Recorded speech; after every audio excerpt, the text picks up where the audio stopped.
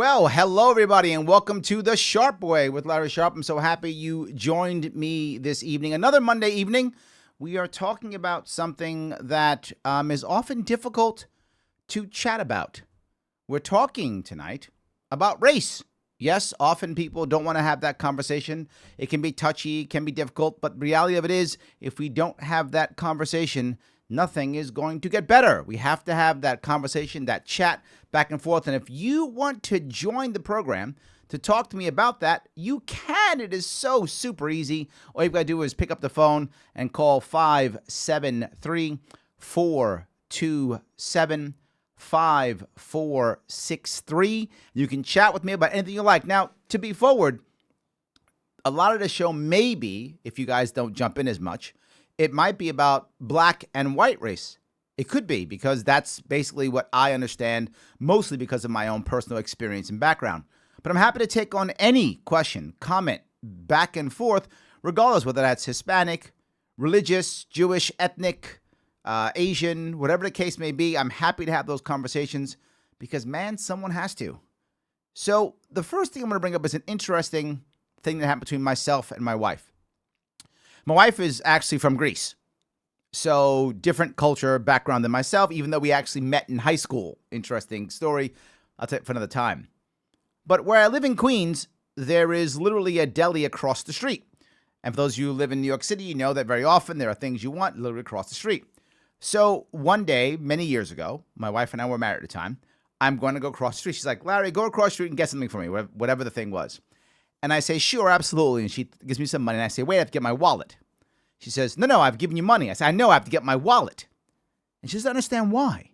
She's like, why do you get your wallet? And I realized something she didn't get. And that was, I always have my wallet on me, no matter what, whenever I leave the house. No matter what. I always have my wallet on me when I leave the house. Why? I was taught as a young boy by my father that you must always have ID on you no matter what, under any and all circumstances. Because if you don't, and the cops stop you, you're going downtown. You're getting arrested. That's it. You're going to fit a description. They're going to harass you. You're in trouble. So you've always got to have ID on you. To be forward, my father was in law enforcement, and he told me that.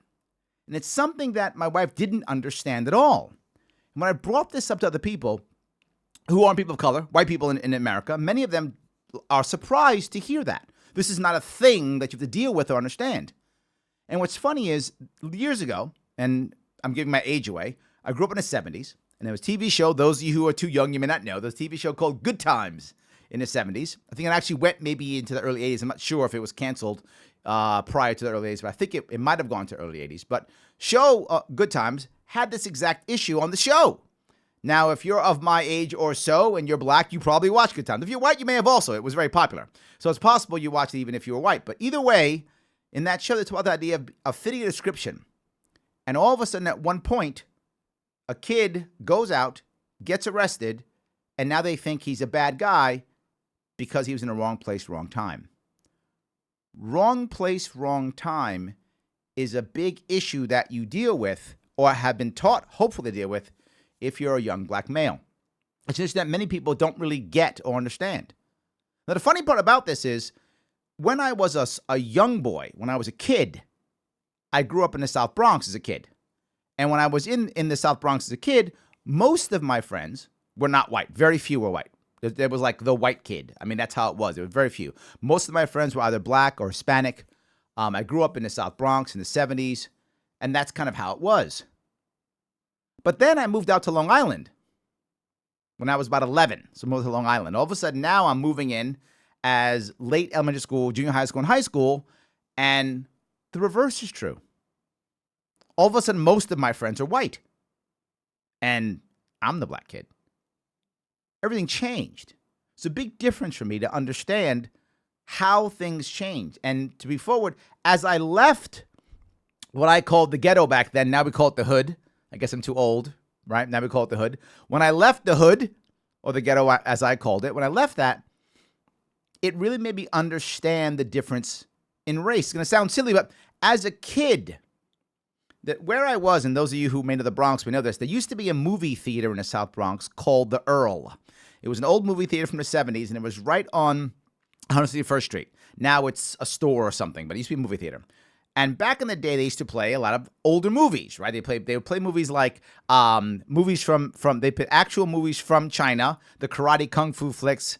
They play Japanese flicks like Godzilla and Sonny Chiba and stuff like that, and the old kung fu flicks. They play those also, and a bunch of what now we would call blaxploitation films like Blackula and stuff like that. People will laugh and joke about, but these were actually in the theaters when I was a kid, and we'd watch them.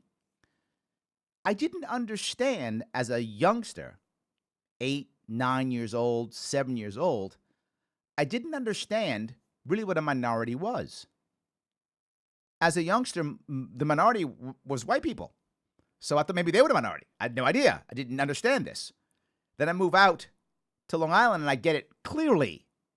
Wow, this is different. This was something that I think was interesting for me to understand and to feel.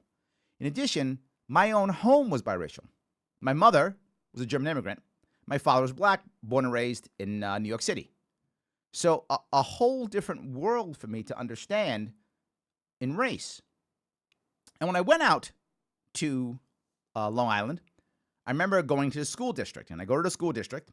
And as I go in, my father says, to the principal or vice principal, whoever the administrator was, hey, my kid Larry Sharpe, he's smart. You got to put him in the highest grade. He tests well, and all these things, of course, any proud father would say about his son.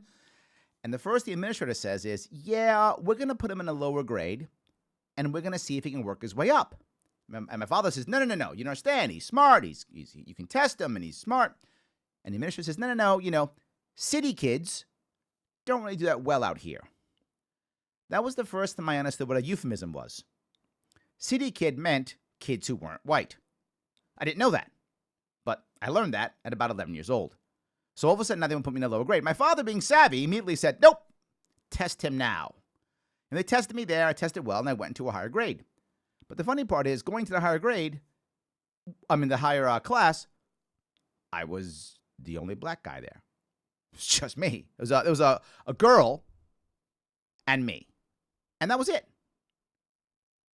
Big difference for me, understanding how that would work and what people have to deal with in this world, a changing world for me, which I got to say, I'm lucky that I was able to do that. I'm very happy I was able to do that because I got to experience something a lot of people didn't experience or don't experience.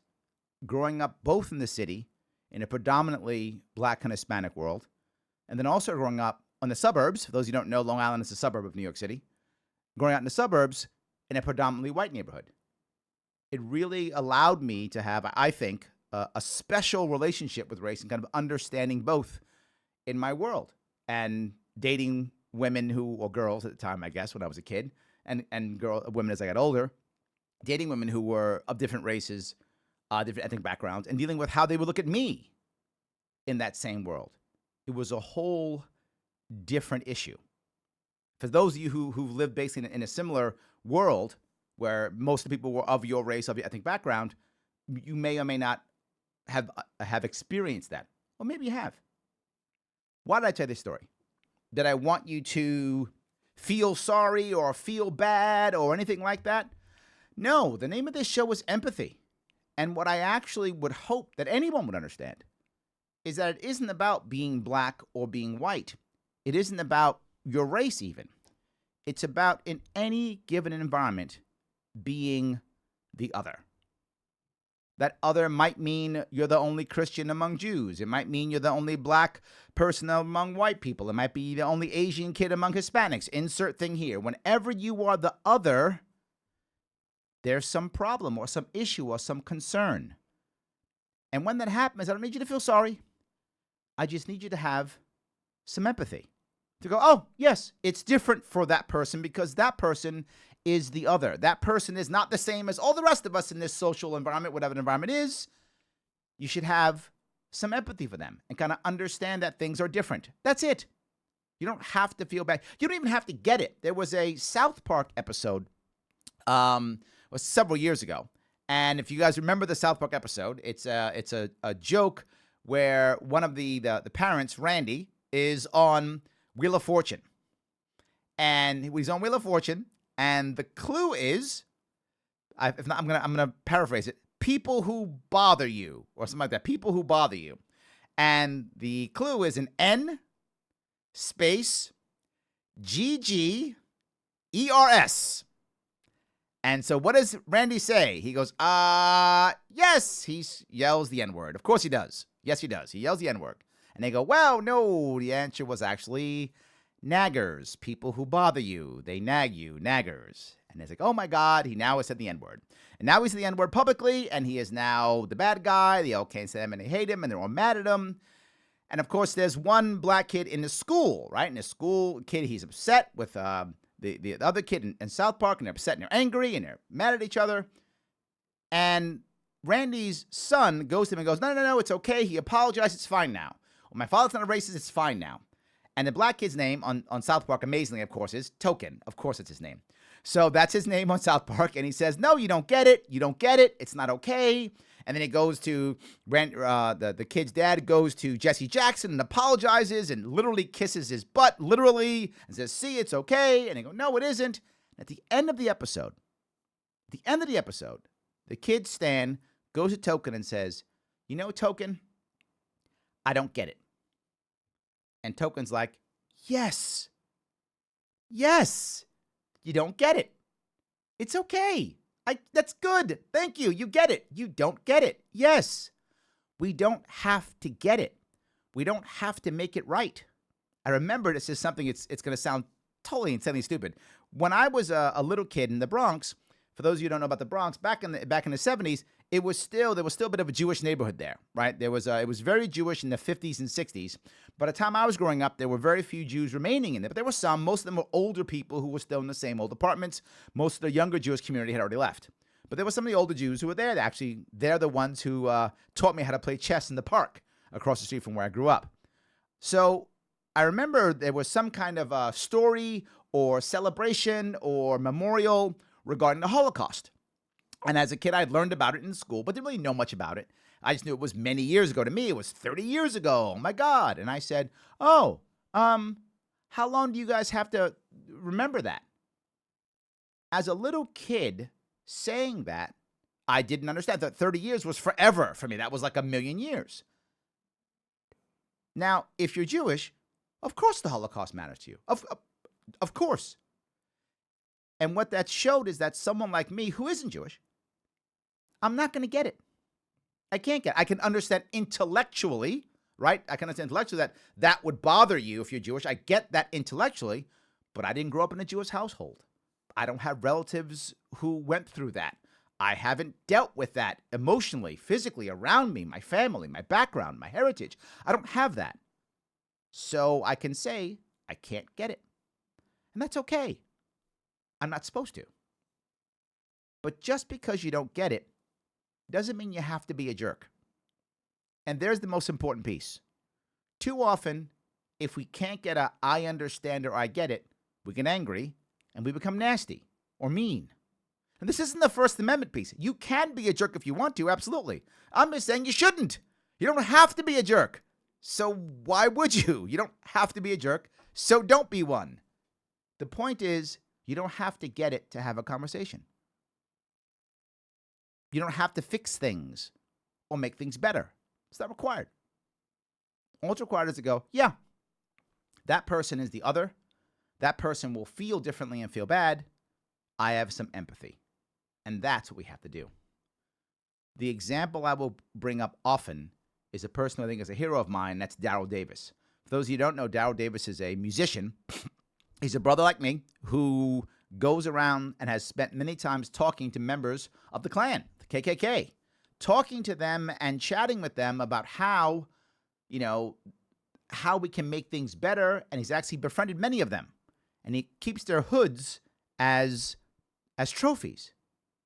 Not by yelling at them, not by trying to make them feel sorry for him, not by him being angry at them, but by just having a conversation, by just talking with them and understanding that we're just humans. We have that conversation, things will change. Now, I bring this up because very often there's a thing I keep hearing, two separate things I keep hearing, which is kind of almost a backlash from this. And one of them is the concept of white privilege. And the other one is the concept of almost like a white self-hatred. There's actually people talking about this. I see it often. There's actually there's a Netflix special, I think, by Chelsea Handler, if I'm not mistaken. She talks about her hello white privilege or something like that. It's the idea that she's trying to understand and check her white privilege and understand how bad she feels about being white or something like that. And I want to be clear. You really shouldn't be ashamed to be white. And I know there are people out there who for some reason are, and you really should. It's unhealthy.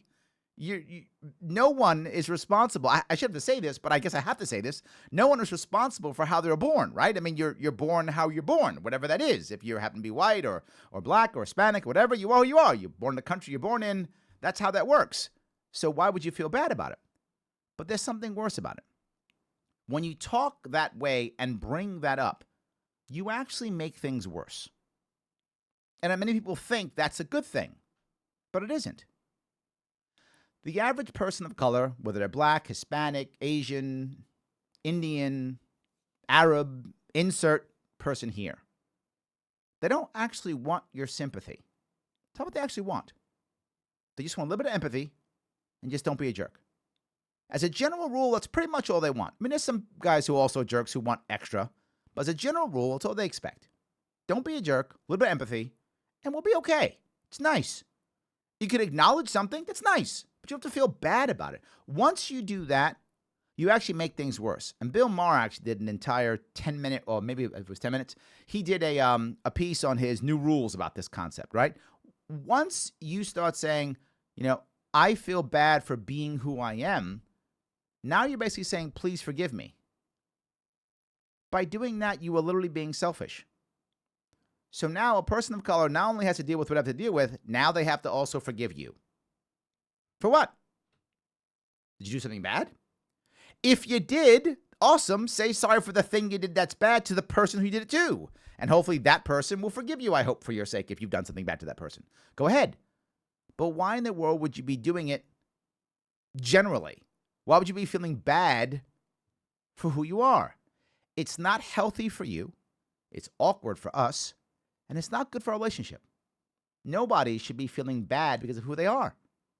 Now, if you've done something bad, obviously, no worries. I got it. You've done something bad. That's because you did something bad. Then feel bad and fix it. I got it. Say sorry.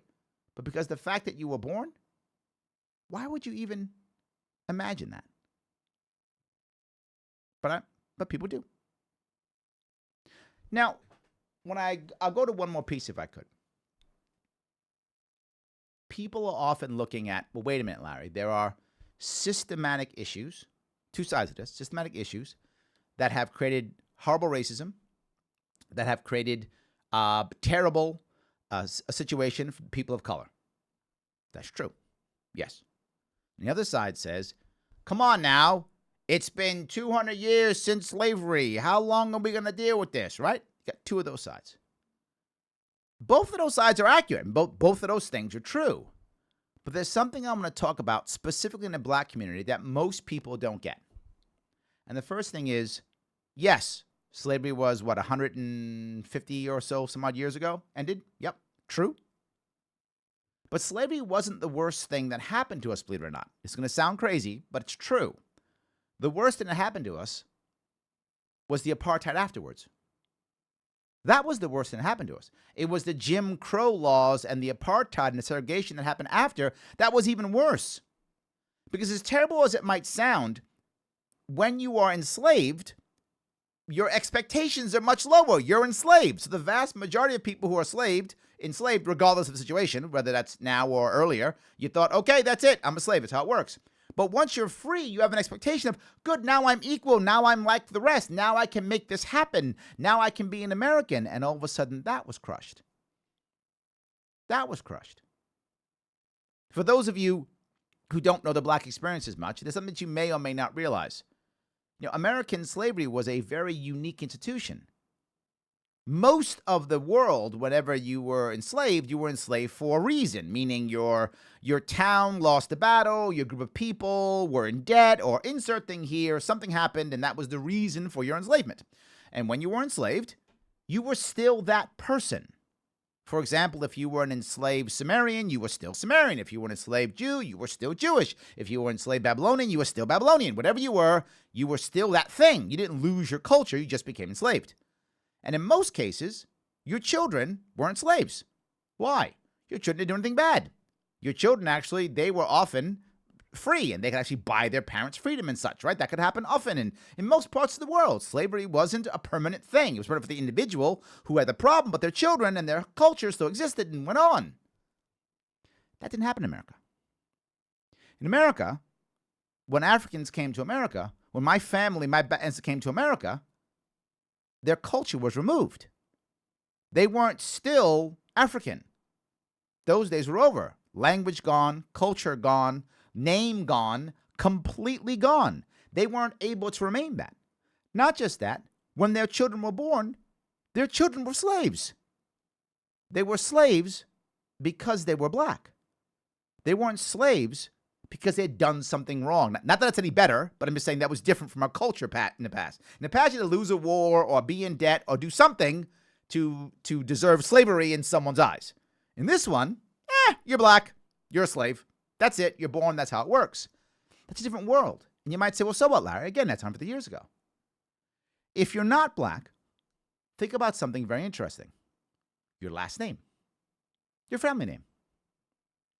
You look at your family name. If you're not black, the odds are that means something to you.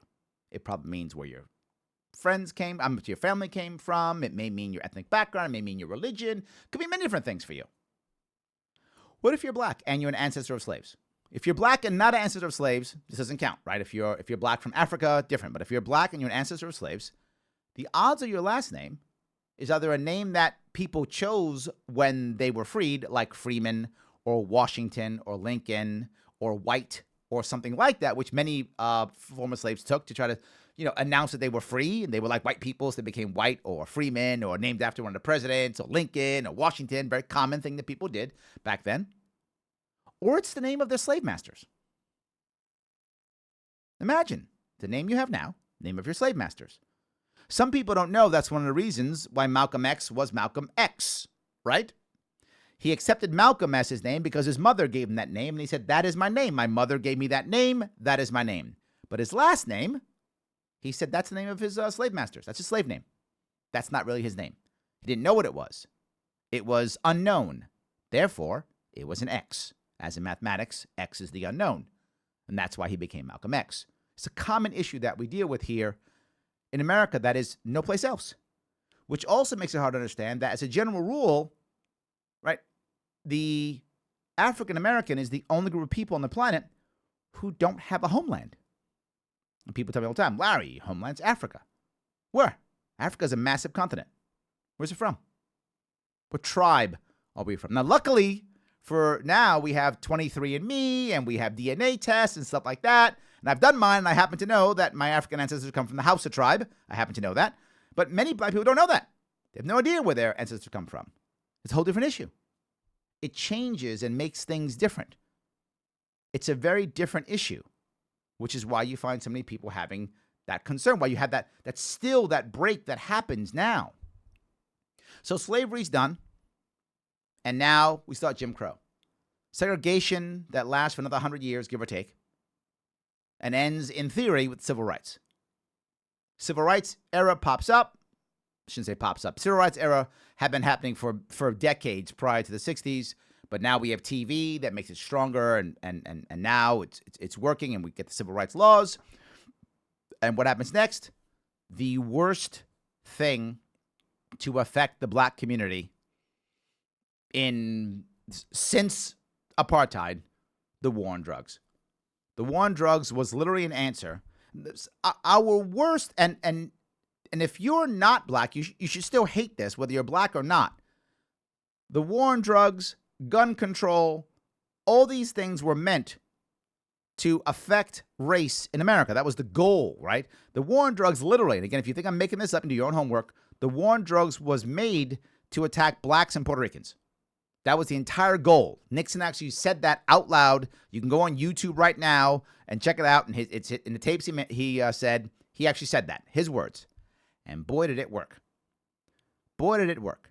If you look at any way of any indication whatsoever of the black family in America from, say, the 1920s or so, which probably the height of racism probably in America since slavery, it was probably the 20s. Every indicator, the black family is going up. Income, education, marriage, everything is going up. Not massively, but everything is going up. Right through civil rights. Then war on drugs. Equal, down. The war on drugs destroyed the black family. Trashed it. There's no tomorrow. You might say, Larry, why do you care? Why do you care about this now? It's 30 years ago that started happening. 30 years, whatever. Here's the reason why. Now, literally now, there's a opioid crisis. Now it's a crisis. Yeah, it's been a crisis for 30 years. But now it's a crisis. Why? Because now white people are dealing with it. Yeah, I know that sounds horrible, but it's true. 30 years ago, crack was destroying the black community like meth is destroying the white community now. And what was the answer for the government? Just say no. That was the answer. Or mandatory minimums. Or 3 strikes and you're out. And that was by Democrats and Republicans. Everybody was saying the exact same thing. The answer was lock them up. Now the answer is, well, you're an addict, so it's a medical problem. What about the 30 years of black fathers not in the family? What about that? You can understand how someone can still feel like there's still a racial issue here. That when the black family was being destroyed in the 80s, it was just say no, mandatory minimums, 3 strikes you're out rules. But now the white community is being trashed. Now it's a disease. It's a health issue. It's a health concern. Now it's a crisis. Then it wasn't. You can imagine how people feel. You could think about it. Am I asking you to feel sorry again? No, I'm asking you to simply have some empathy. Go, yep, I get it. I see how that works. I could see how you could think that way. I could see how you could be upset about that. I could see it. Well, let me go the opposite side now. What about someone who's black? Shouldn't I be angry? Shouldn't I shake my fist and be angry? I could, and many people are. I was being interviewed by someone, I think they were from NBC. This is while I was running for governor. And we were in a car, and she was telling me she was saying, well, Larry, you know, many of the people who you're talking to now, some of them, they're gun owners and they're militia members. And I said, yeah, I said, they're Americans and New Yorkers, and some people want to have guns and want to be members of militias. Okay, all good. No worries. We're all New Yorkers. We're all Americans. Life is good. She didn't like that. She's like, no, these militias, some of them, they're white supremacists. I said, they're all white supremacists. That's true. Absolutely. White nationalists exist. Absolutely. I said, but not every militia is that, and every person in a militia is that way. But I'm sure there's some. Yeah. She goes, isn't that a problem? Don't you want to, avoid them? And I said, why? Why would I do that? If someone feels that way, why would I want to reinforce that bias? If someone feels that way, why would I want to reinforce that separation? Why would I want to reinforce that? I would hope I wouldn't. I would hope I wouldn't want to reinforce it at all. I would hope instead I'd be trying to get together with those people, chat with them, make a connection with them. I said, I take it as a burden. So I told her, I think that's a burden. The burden of the other, right? If you're the other, you have a hurdle to get over because you're the outsider. You're the other. And she said, that's not fair. And I said, you're right. It isn't. But it's healthy. It isn't fair, but it's healthy. My father taught me something. He said, when you're in an elevator, and I still do it to this day, people who know me, when you're in an elevator, always be very polite to everyone who comes in the elevator. He taught me that as a kid. He said, whenever you're in an elevator, whenever someone comes in, be very polite. And he taught me this in the 70s because he knew that as a black man in the elevator, that could be a problem. People could not like that. They could feel awkward and weird. So I'm extra polite. And people think, wow, that's horrible. Why would you? It's not fair. It's not fair. That's true. It's also not helpful. And it's not healthy. And I should instead simply be nice. Except that in many ways, sometimes I am the other. And sometimes you are the other. It doesn't matter what your race is or what your group is or what your ethnic background is. Sometimes you're the other. And when you're the other, there is a burden the other has. You can tell me that it's unfair. You'd be right. You can tell me you shouldn't do it. You'd be right.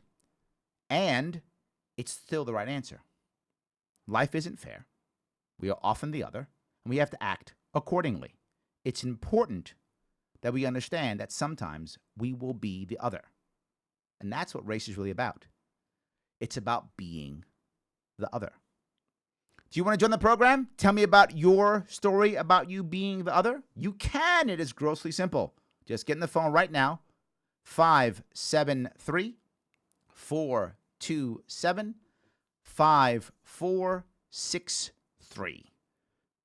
Hold on. Let's see if I can grab a couple of questions. See if I can find some here. I hope I'm not being too crazy with you guys. I know that some of you are probably feeling a bit awkward in this situation. Because race can be very awkward. But let me keep going if I could. All right. This isn't just about black and white. Now, I spent the first half hour of the show talking heavily about black and white because obviously that's the world that I live in mostly because of this. But it also works in other situations also. You know, what happens when I remember there was a group of a business organization I was a member of many years ago. And one of the meetings, there were probably 25 people there, give or take in an area. Out of the 25 people, probably 22 happened to be Jewish. This was not a Jewish event. It was not promoted as a Jewish event. It wasn't purposefully a Jewish event. It happened to be that the massive amount of people who showed up at this event happened to be Jewish. So there were about 22 out of 25, give or take, were Jewish. I'm not Jewish. There were a couple of the guys who weren't Jewish there. There were guys and gals. I'm using guys generically. There were some guys and gals there. Some of them, about 2 or 3 of them weren't Jewish. The vast majority were Jewish. And I found that we were kind of in the corner by ourselves, like the non-Jewish guys, right, kind of talking. And so I stepped up to kind of pull us in and just kind of have a conversation. And people who were there were speaking in a way that could easily make non-Jewish people feel uncomfortable. They were telling Jewish jokes. Things like, I'm too Jewish to do that. Things like that, right? Yeah, well, but that's this joke, the first Jew to do this. And they were telling jokes like that. That's fine if you're Jewish. Tell all the Jewish jokes you want. Get it. But what happens when you're not Jewish, right? Imagine the reverse. Imagine if you're a white guy and you walk into a group of black guys and they're all telling black jokes. Boy, that feels weird, right? So that kind of thing happens. It can be anything. But I do this actually in my training. I talk about the idea of what if, and I do this joke. I say, okay, I'm in today's world, I'm Irish. Right now, I'm Irish. I'm not Irish. But for the sake of argument, I'm Irish. And I tell an Irish joke to another guy who's also Irish. And we're friends. How does that guy think? He thinks, oh, probably a fun joke. Ha, ha, ha. We both love Irish culture. And move on. But what happens if I'm not Irish? That person gets upset. Same joke. What's the difference? There's an assumption of disrespect that comes up and happens when you're the other. That's how it works. It's completely unfair and still human and true. And there's a burden that you have whenever you're the other. If you want to, you can be righteous.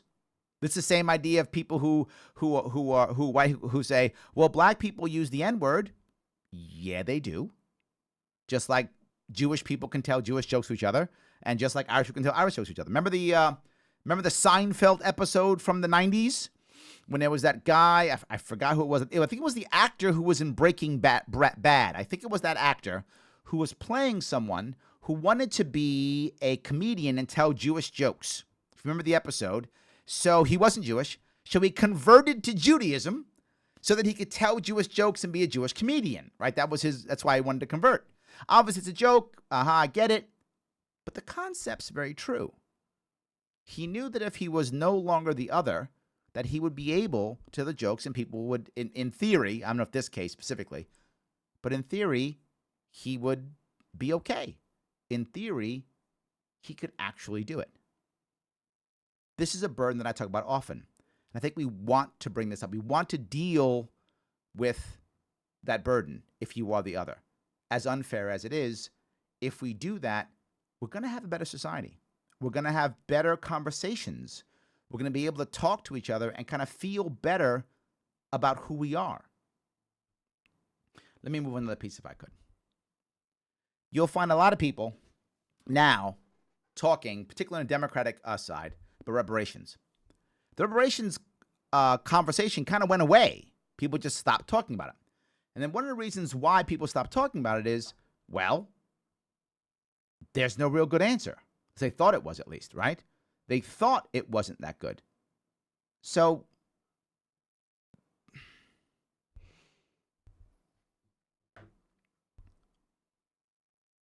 let me go back. Am I against reparations in general? No, and we shouldn't be. If the government creates a wrong, it shouldn't be a bad idea to right the wrong, right? We've done it in the past with Native Americans. Didn't work very well for them, but we did it. We tried it. We did it with Japanese for internment camps. We've done it in the past. It's not necessarily a bad thing in theory, but there is an issue. People are saying things like, I want my check. Write him a check. Write him a check. Write him a check. If you look at what reparation was supposed to be, or the concepts that he talked about after the Civil War, it wasn't a check. Some of you may have heard that saying, I want my 40 acres and a mule, right? Where did that come from? The concept of 40 acres and a mule was a brilliant concept. The concept was 40 acres would come from wealthy plantation owners in the South who had exploited slave labor so that those people would physically, pay the price for slave labor. A mule so people could work the land.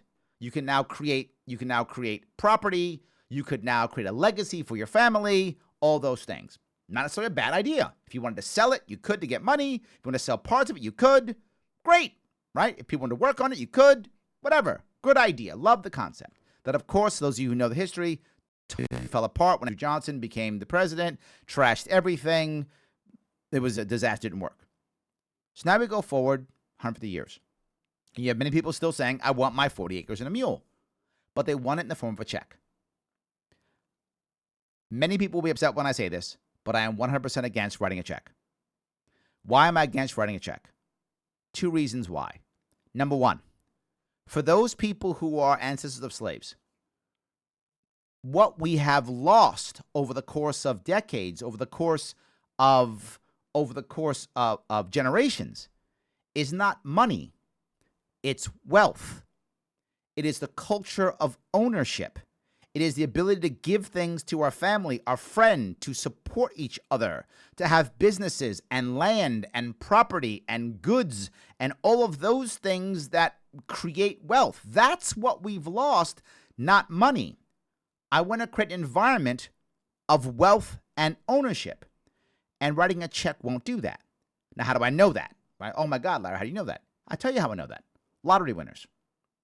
It's a good lottery winners. Over 50% of all people who win the lottery and get a big check, all 50% are worse off in 5 years. About a third go bankrupt.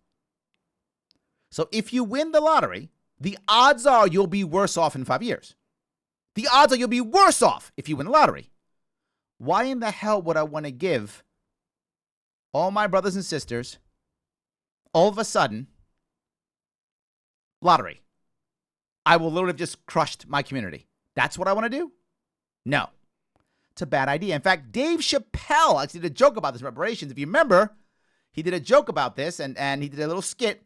And there's a guy who's driving a truck, and it's a full truck, and he's honking the horn. And the woman says, what are you doing? He goes, I got a truck full of cigarettes. I'm rich. Beep, beep. He does that, right? He's joking, right? But that comment was based upon something he was worried about also. You can't just throw money at people. It isn't just black people. It's people. Lottery winners are black and white and Hispanic and everything else. And across the board, they're screwed once they get this huge chunk of cash. It doesn't help. It makes things worse. Does that mean I am not for reparations? It doesn't mean that. It means I'm not for a check. If you really want to make things right, you have two problems. Problem number one, how do you make things right from 150 years ago? Big problem.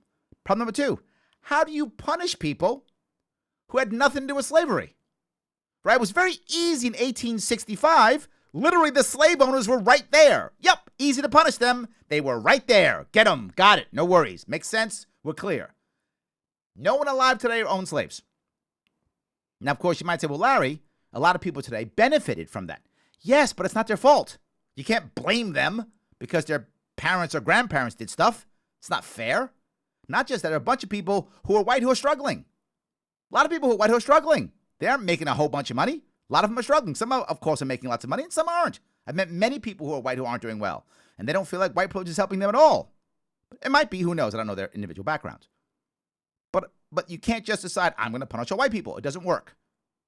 So what can you do? It should be about property and business and company and ownership.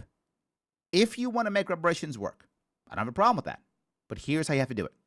You've got to make it to where, one, you know how to decide which people are descendants of slaves. And with mass immigration that we've had in a long time, not every person who's black is actually a descendant of slaves. So you've got to figure that out. But we can do it. We've done it with Native Americans. We have rules on Native Americans, on what percentage they are, what tribe they've come from. We find those same rules. We come up with rules similar to that. You are or are not a descendant of slaves. Here's how it works. You get X, Y, or Z because of this and because of that. However that works. Easy day, can be done. Take some time, but can be done. Once you have that, you have to then make it a time limit. You've got to say, is it going to be one generation or two? Now, often people say, but Larry, you've got to make this happen until things work. You've got to make it happen. You've got to keep this going. If you keep this going, you will create a series of second-class citizens. We see it already. The more you make a protected class permanent, the more you make that protected class a second class of citizens. I don't want that. This should be a temporary fix that tries to make things better. So what do? We do something like, and this is an example, if you own a business in the United States, and that business is 51% descendant of slave owner or more, 0 taxes. Done. None. Why would I do something like that? Why would I do something like that? One, I'm encouraging people to own businesses. That's what I want. But two, I'm also encouraging people who are not white to go into business with people who are, and people who are white to go into business with people who are black. I want to encourage that. Because if it's 51% or more owned, what will happen? There'll be white people who go, this is brilliant. I don't want to pay taxes. Let me find my black friend and put him in my business with me. Yes, it will encourage us to get together. It will help others. They will want this to happen. Absolutely. It's not a bad idea at all. Do it with owning property too. You own property? Lower or no property taxes. Same idea. It will encourage us to work together. It will encourage this, and you do it for a certain amount of time. 22 years as an example. I don't know what the right number would be, but it's X number of years. Giving people the opportunity, descendants of slaves, the opportunity to gain ownership, to gain a wealth culture, to understand bigger and deeper businesses. And I'm going to say, Larry, how could you make this up? It's already happening. In New York City now, we have something called, if I get it right, MWBE business, Minority and Women-Owned Business and Enterprises. That's what it's called, if I got the acronym correct. What's happening? You have the city now buying from those types of organizations who are officially that way. And you have people who are literally saying, my God, I want a city contract. So I'm going to literally bring people of color into, or women, into my business, give them ownership so that I can get these cool contracts. You might say, Larry, that's terrible. Oh my God, that you're giving contracts. The contracts are going away anyway. I know they are. And the libertarians may be angry because governments are spending money. I got it. But this is not about government in my case. In my case, it's just generic. So people would be able to compete better and faster without those tax issues. Lower rents without the tax issues. Right? Lower fees without the tax issues. Something like that. You could even, waive intellectual property issues for a certain time, or give longer intellectual property pieces. This is the way you want to, whatever you want to do for reparations, you want to make it so that it encourages a black, or I should say, descendant of slaves, culture of ownership, of wealth, not just being rich, of wealth, being able to pass down what they have to their children, to their nieces and nephews, their brothers and sisters, to grow in that regard, to have ownership. You do that, you're not directly punishing anybody. You are given an advantage for 20 some odd years. You are. But so what? We've done worse, a whole lot worse. And not just that, it also allows others, non-descendants of slaves, to also grow along with them. So it means people get together, work together, and we can lift people up. This is a common sense way of dealing with reparations. All right, I hope that was clear, and that's a kind of a tough one for people to deal with. I'm going to grab a phone call if I can. I'm going to go over to Texas. I'm going to deal with Clarence. Clarence, how are you? Hey, Larry, how's it going? What's going on, brother? Talk to me.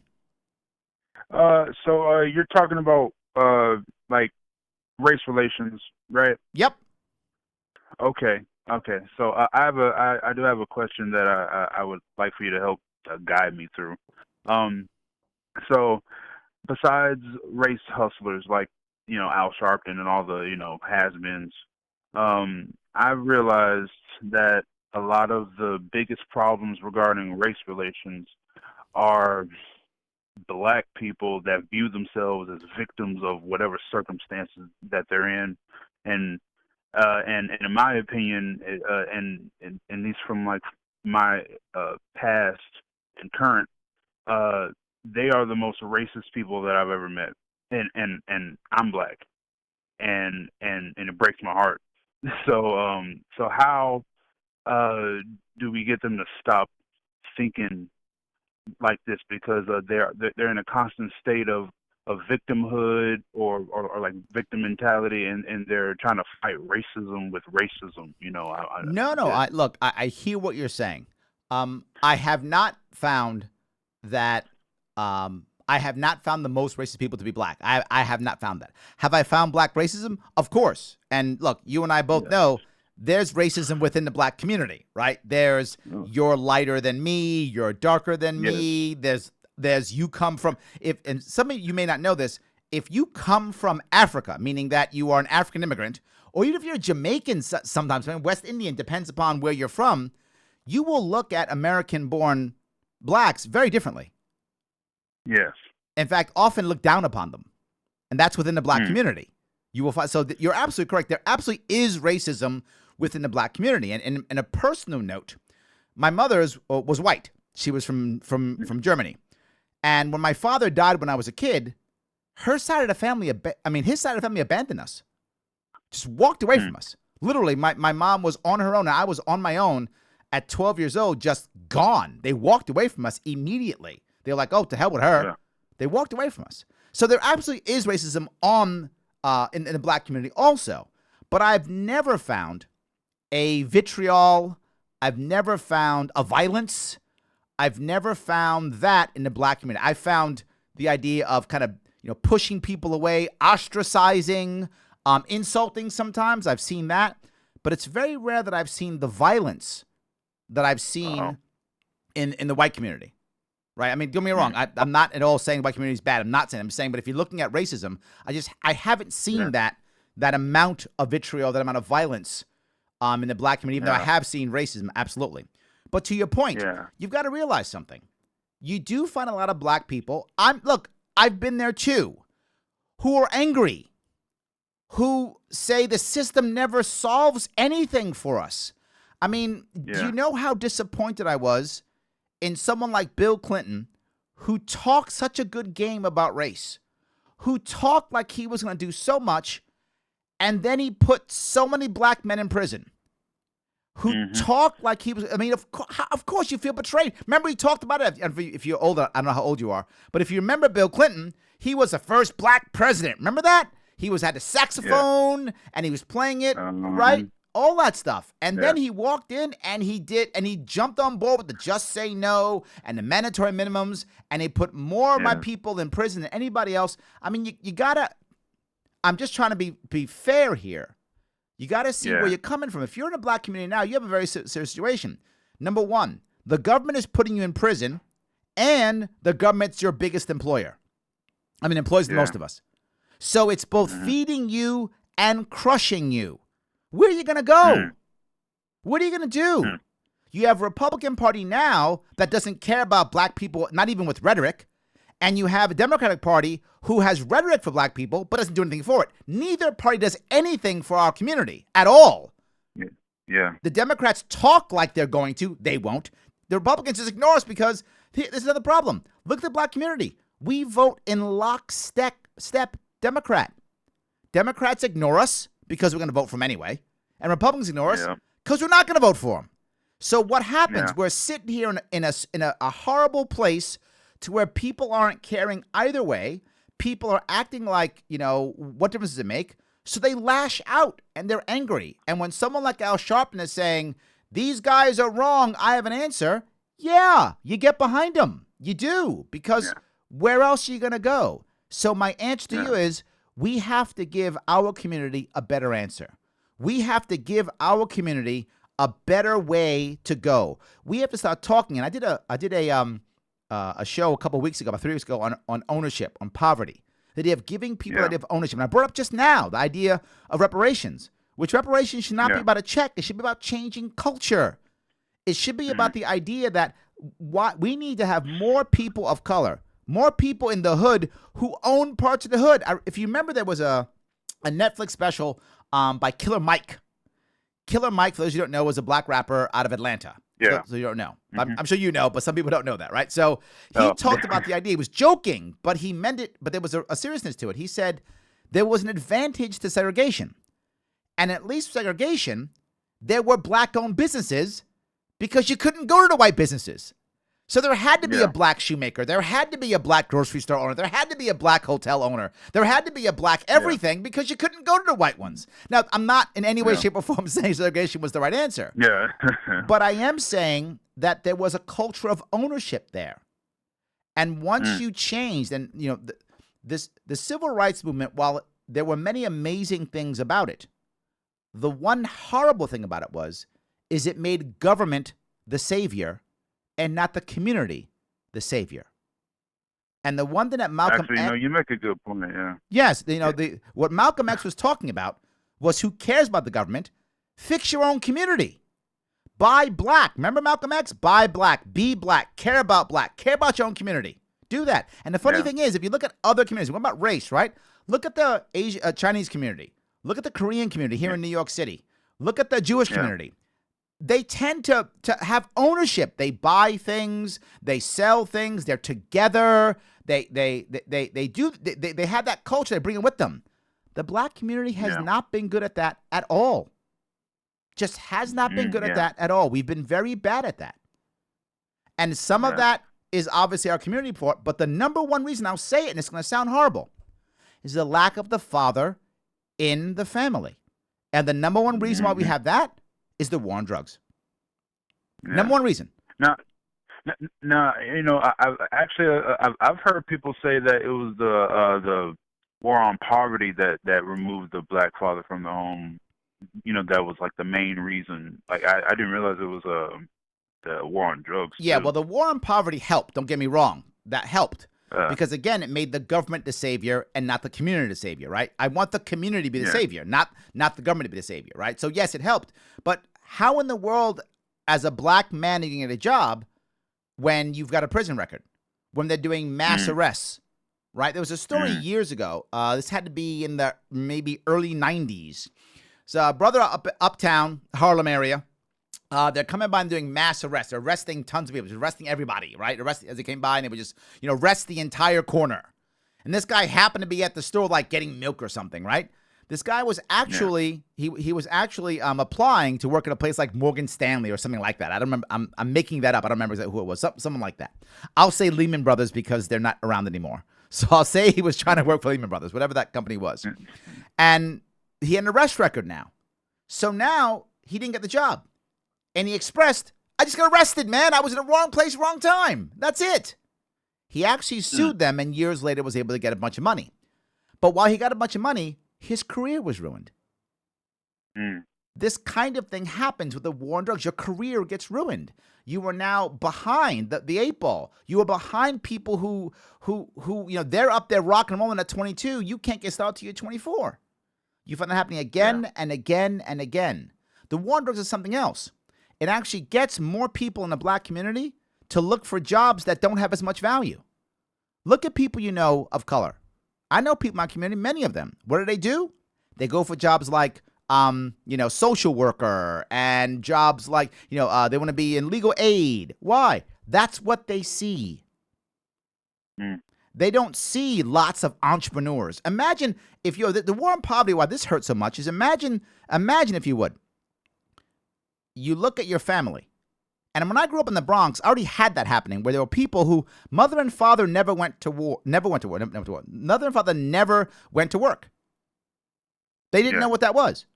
Now, if those guys didn't go to work, that's 2 generations of people not seeing anyone go to work. And you know what's happening? You're finding that now in white communities. That was true in the black community 10, 20 years ago. We saw that from the war on poverty. But now because of the war on drugs, now you're also seeing that in the white communities now, where everyone's staying home. No one's going to work. Well, where's the entrepreneurial spirit? The only entrepreneurial spirit is in the war on drugs. There's literally a charity. They take people who are convicts from the war on drugs and make them work with MBAs to have them start businesses. Why? These people know how to run businesses. They simply know how to run illegal businesses. So they teach them how to run legal businesses, and they invest in them. So the war on poverty began it. The war on drugs was the end. That was just the end for the black community. So I hear what you're saying. I haven't found that same vitriol in the black community at all. I found racism, but I think there's racism in all people. I don't think that's, to anyone. Everyone has it. But I haven't found the same vitriol that you found. I haven't found it, at least. Yeah. Well, context. Like I'm only 26, so like I'm dealing with a lot of like millennials right now, and I'm pretty sure you're aware of how vocal they are. Yep. About their opinions. So like, and amongst the black millennials that I've been around, I mean, like, well, most of them. No, I'm sorry, not most. Some of them. The louder ones. It's very, yeah. Yes. It's very hateful, towards anyone who's not black. It's just sad. Well, remember something else. People who are aggressive usually are afraid. Right? The root of aggression is usually fear. They may be afraid that nothing's going to change, which I get because they've been right. That's been the case for 30 years at least, if not more. So they're afraid nothing's going to change. Yeah. They're afraid of it. But the reality of it is, for the average person in this country, it is getting better. It is getting fairer. The problem is for some of them, they feel it's not fast enough. What is it Martin Luther King said? Justice delayed is justice denied. Did I get his quote right? I think that's what it was. Right. Justice delayed is justice denied. The sad part is culture doesn't care. Culture moves slowly. Yeah. It doesn't matter. Yeah. Culture moves slowly. And I can be mad all I want. It doesn't help. Now, is education like a big deal also? Because like I also used to think this way, like when I was like 18, 19 or whatever, and then I recently, like maybe like like a month ago, I finally got the Black Rednecks and White Liberals, and I started reading that, and I realized, pardon the pun here, but I realized how all this division and all the issues that you see on the news, and that's like been bought by our community and stuff like that. It's not as black and white as people think. No, I completely agree. Nuanced. I completely agree. That it's not black and white at all. The problem is when it comes to voting, the black community is very monolithic. But when it comes to the actual black community, it is not monolithic at all. You know that. It is not at all. Someone who's raised in the inner city versus someone raised out in the country, different. Someone who's raised in the church versus someone who's raised not in the church, different. They're different. Someone whose family comes from Jamaica or West Indies versus someone who comes from South Carolina, North Carolina, different. Versus in New York, particularly, a lot of people come directly from Nigeria or Africa, different. You're absolutely correct. They are not monolithic at all. We're not monolithic. You and I aren't monolithic at all, right? But when it comes to voting, as a group, we are. As a group, we are. We have to change that. And how do we do that? By giving people another option. And I'm trying to show there's another way. And the way is accepting the unfairness as unfair and saying, I'm going to take on the burden of trying to make things better. I'm going to open myself up and talk about intent. And here's the biggest thing. When someone says something that's racist or makes me angry or insults me, we have to simply ask what the intent is. There are people who want to hurt. There are bad people and there are bad racists. But the average person in this country is not a racist. The average person is not. There are people who are, 100%. The average person is not. If they say something that's bad or weird, it's not because they're racist. I told you when I was a kid, I asked about the Holocaust. I was like, hey, well, how long are you guys going to wait to talk about the Holocaust, you Jewish people? Yeah, that's because I was a dumb, ignorant kid, not because I was anti-Jewish. Right? Jewish people, before, Jewish old men were teaching me how to play chess. I loved them. That's why I learned how to play chess in the Bronx. I was ignorant. I wasn't trying to be mean, but that was a terrible thing for me to say. But again, I was a kid and I was ignorant. There are many times people say things, they don't get it. And I learned that, believe it or not, when I was in the Marine Corps. When I was in the Marine Corps, I was 17 years old. I went to boot camp with people who had never seen anybody who wasn't like them. And the stuff that came out of our mouths, oh my God, was horrible. But we still loved each other, and we literally would have died for each other. Literally, we would have died for each other. Most of it was simply out of ignorance, and the intent wasn't to be mean. In fact, some people, when they're having epiphanies, and you find this, people who are starting to go, because the first step, and it's going to sound horrible, and people hate this when I say it, but the first step in breaking someone's racism, for whatever that race is just getting to go to one person and going, oh, well, maybe you're one of the good ones. And wow, does that sound terrible? I know it does. But that literally is the first step. Someone's got to believe that there are good ones before they can believe they're all not bad. Yeah. They've got to make that step in their own journey to that place. They have to make that step. We have to be able to accept we can help them make that step. And if they make that step, we can have a better place. And I bring up Darryl Davis all the time. That man's a hero. He goes out there and talks to people about that and finds, yes, you know what? I can get them to think I'm one of the good ones. And before you know it, they go, you know what? I was wrong. An example I'll give, I don't know if you've ever seen this. If you watch any specials on, going to the redneck white racist guy on some documentary, right? Whatever they do. Yeah. Whoever they send there, if they send a Muslim, if they send a Jewish guy, if they send a black, whoever they send, and they start talking to those people, whatever group it is, say it's a Muslim woman, and one of them was a Muslim woman. She was talking to a bunch of people who were supposedly they were white nationalists. All of a sudden, the guys, they were like, well, I guess you Muslims aren't that bad. They still hated blacks and Jews. Still hated them. Why? They hadn't met any. Yeah. They met her. And all of a sudden, she was okay. We have to be prepared to have those conversations. I kept you on the phone forever. Brother, I want to say thank you so much, Clarence, for chatting. Did I answer your question at least? Oh, absolutely, Larry. Thanks for talking to me, man. Awesome. Have a good day. You too. All right. Again, if you want to be part of the program, no worries. 573-427-5463. We're going to go to Georgia now. We were in Texas. Now we're heading over to Georgia. Going to talk to Eric from Georgia. Eric, how are you? Eric, are you there? Larry, how you doing, man? How are you, sir? I'm doing good. I don't know how much you guys have touched on this, but I really want everybody to take the time and think. If you've ever thought about starting a business, now's the time. There's nothing that cures economic disparity more than entrepreneurialism. Nothing. And, what gave me a little bit of a leg up, along my way in life is, at one day my mom told me, go to the county and get an assumed name certificate. And then take that, go to the bank, open an account in the business name and start offering services. It's literally that simple, and I feel like a lot of people have this big barrier. They feel like they need this, they need that, they need all these things. And really, you just need to find something that you enjoy. Well, hold on. Let me touch this if I could. This is a point that I actually brought up about 3 weeks ago, and again I brought up earlier today. The idea that ownership is a critical aspect in dealing with any type of poverty or problem or issue or concern. I completely agree with you, right? We want to make sure that, but ownership, it is, you said it isn't that hard. It's super hard when you have no examples of this.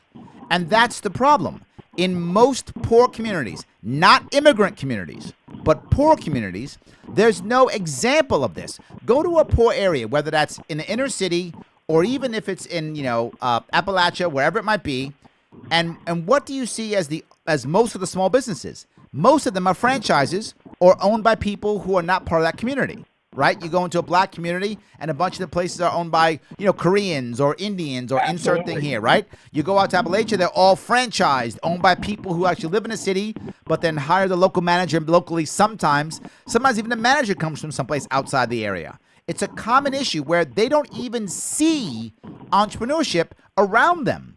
If you don't have an environment of ownership and entrepreneurism, then, my friend, you are asking a lot. You're asking a lot of an individual who may not even have seen their family, go off and go to work, except in an illegal trade, in the black market some way, right? In drugs or prostitution or gang violence or something like that. You have that kind of environment. Have you ever seen the TV show, the HBO TV show, The Wire? I haven't. That's okay. There's a part in The Wire which is very interesting. They're dealing with children, kids in school, right? And they talk about, the idea of math and all these things, and the kids don't know anything. And all of a sudden, they're talking about how do you deal with this if you're on the corner slinging drugs? And the kids know they can talk about slinging drugs on the corner. Why? That's what these kids knew. That was their future. In fact, one of the families in the TV show was a mom who was trying to get her kid to be good on slinging drugs because her husband, who was also slinging drugs, was now in prison and couldn't support the family anymore. So she wants the son to go out and now begin to support the family. But she's not saying go open up a franchise McDonald's. She's not saying start a consulting business. She's not saying go mow lawns. She's saying go sell drugs because that's what she knows. So when you have an environment like that, then you are asking a lot, which is why I'm saying we have to change that environment. And the example you find is in immigrant communities, right? When I was a kid, remember, I grew up in the 70s. So it was right after the war on poverty began and right in the beginning also the war on drugs. They both came around the same time. War on drugs came about 10 years after, give or take, right? So this all began together. When I was still a kid in the Bronx, I remember how people made money. My father got us out of the ghetto because he was a part-time DJ. Yeah, entrepreneur. His job, part-time DJ. He was out there DJing on the weekends, making money. This is 70s, it was disco, right? He's doing that, making money to get us out. There used to be guys, for some reason, they were always Puerto Rican or Dominican, who'd be banging out dents in cars. Back in those days, they made cars out of metal. So they would bang out dents in cars and making money. We used to have girls on the stoop braiding hair for money. And again, back in those days, there was no Uber, and cabs wouldn't come to my neighborhood. So we had gypsy cabs. Some guy would paint one door another color, and they'd all go and, gypsy cabs. You pay them $5, take us wherever we're going, whatever the case may be. So that entrepreneurial spirit was very strong. In many places, it's no longer. Your point is a valid point. What do you think killed it, Larry? What do you think killed the conversation in those communities about becoming an entrepreneur? We saw so much entrepreneurialism in those communities not too long ago. What killed it? I will give you 3 things that killed it. Number 1 thing that killed it is the war on poverty. As I was talking about before, the war on poverty made the government the savior, not the community the savior. And the community should be the savior. This is one of the reasons why if you look in other communities other than black and white poor communities, you will often find a huge entrepreneurial spirit because they decided the community is going to save them. The community is their savior. Jewish communities, Korean communities, Chinese communities, very often the community is the savior. So the war on poverty got rid of the community as the savior, made the government the savior. Remember, government's not there to help you. Government is there to service you, to ensure you are always being serviced and to not pull you out of anything, but to constantly keep you in that cycle of poverty. That's the job. It does a very good job of it. It's services. That's number 1. Number 2 is over licensing and regulation. Remember, when I was a kid, you could braid hair for free. You could open up your own hair braiding shop. Now, particularly in New York State, you need a license. It costs you $20,000. Well, if you're poor, that's too much. You're never going to do it. You're never going to do it. Right? If it wasn't for Uber, The only way you could have be a taxi cab driver was to buy a medallion, which cost at least 6 figures. So you have to mortgage a home or have multiple families to drive a cab. That's how bad it is to drive a cab. All these licensing and things like that actually makes it impossible. You add on top of that regulations that people can never figure out, they can't do anything. So what do? They do stuff that's illegal, the black market. The black market now puts all those people in prison. When those people in prison, guess what? They can never get out of the black market. Once you're in prison, you are now doomed to stay in the black market forever. Which, what does that do? Put you back in prison again. War on drugs, illegal this, illegal that, illegal this. These 3 things crushed it. Note all 3 of those, government, not community. Did I answer your question? You're right, Larry. It is asking a lot. I commend you for taking on this issue, and hopefully we could do something to restoke the conversation about entrepreneurialism in all communities once again. Hey, thanks for your time, Larry. Of course, my friend. Have a great day. All right. So yeah, I think you hear this often. You hear the idea that, well, how are we going to make this happen? We'll have a government plan, a government program, a government this, a government that. It's common, and I get it. Look, if you're in a situation to where things haven't worked for you, I think you look for whatever savior or idea might be there for you. I get that. I'm not mad about that at all. If you notice, the one thing that I try not to be is angry, because anger isn't helpful. It just isn't. The more angry you are, the more people don't want to talk. And the more people don't want to talk, the less things are going to work out for us all. That's the number one thing. So, all right. See if I can grab a question here. This is, I think it's from YouTube. I have friends from different races who have innocently asked a racial question, but they were vilified and bullied to a point of deleting their social media accounts. How can we learn anything if we are too afraid to ask the question? Cancel culture is real. Yes, let me bring up 2 things. One of the reasons why I took this on is for exactly that reason. Exactly that reason. I have a friend who lives upstate, and he says, he told me, he goes, I have 2 friends who answer, I think he's religious, I believe, or maybe he's anti-religious, one of the 2. He says, I have 2 friends who will often answer, they live in New York City, who answer my Jewish questions. He said that to me. That's amazing. That means he can ask questions about Judaism to somebody without them being offended. They can say, yes, let me tell you about my religion. They can chat about it and talk about it. It's important that we do this. The second you begin to vilify, we have a problem. It shuts things down. Something to remember, this is an important piece that we have to understand in America. And that is, I mean, it's throughout the world, but heavily in America. Whenever someone is looked upon in any way as the other, we in America will always look at that as less than. So even bringing up the fact that something is the other is an assumption that it's bad. And I actually do this to my classes when I'm teaching. I teach emotional intelligence, things of that sort. I do that in my professional life. I don't always just do this. And I'll say, okay, imagine for a minute that there are 3 people over there. All 3 happen to be men. And you ask me, you say, hey, which one is John? And in this case, they all work for the city, and they all have a city uniform on. So it's difficult for me to distinguish which guy is which. So what I say to you is, oh, John, he's the Filipino guy. Now, me saying he's a Filipino guy, is that by default a bad thing?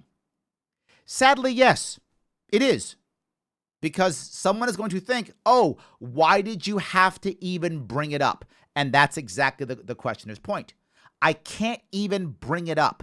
If I bring it up, I am by default evil or bad or racist or insert evil term of the day, insensitive, whatever the case may be. Now, maybe I shouldn't have said that. Perhaps I shouldn't have. I don't know what the situation is.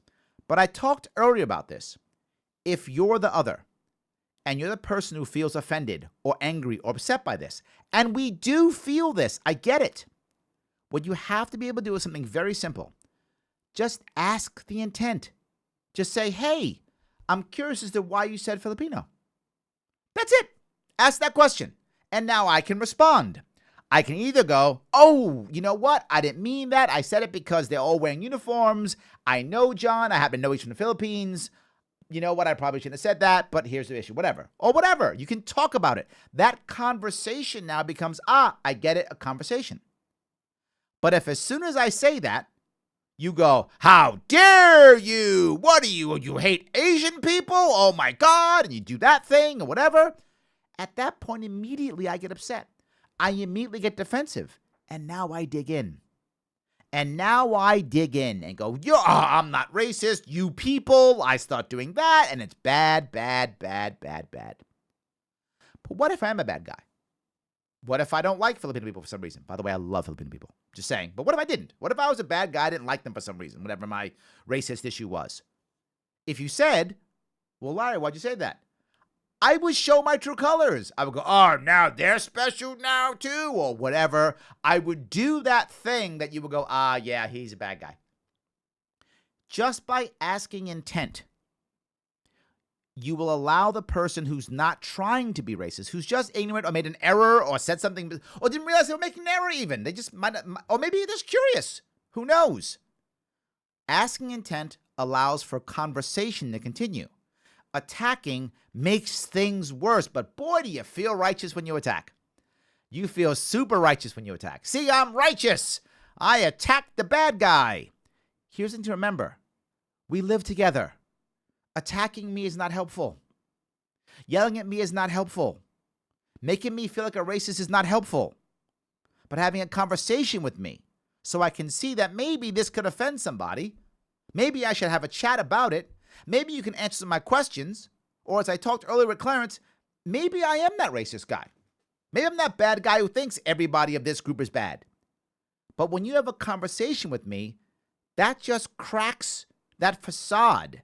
It cracks the idea of everyone of this group is bad to go, maybe they're not. Well, Larry, we don't have time for that. You don't have time not for that. That is the only way we make change. There's no magical way. Are you going to put people in camps and kill people who are racist? Some of you want that. That's a terrible idea. It makes you as bad as them and never goes away. Never goes away. We got to fight Nazis here all the time. We got to fight Nazis. Nazis are bad. You're right. Nazis are bad. No one's going to argue that. Well, some people would, but regular people won't argue that.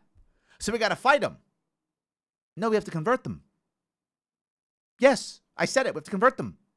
Daryl Davis is the answer. Not fighting in the streets. That's not the answer.